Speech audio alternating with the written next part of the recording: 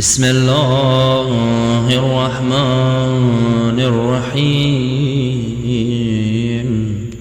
اللهم كل وليك الحجة ابن الحسن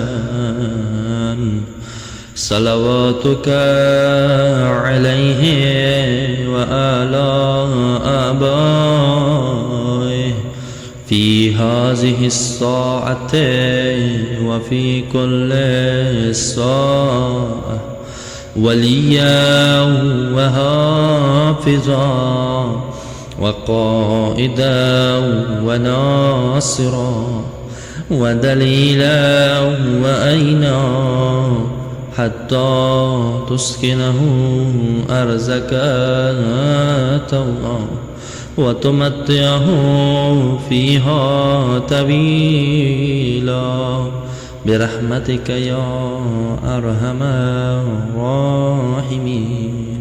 اللهم صل على محمد وآل محمد وعجل فرجهم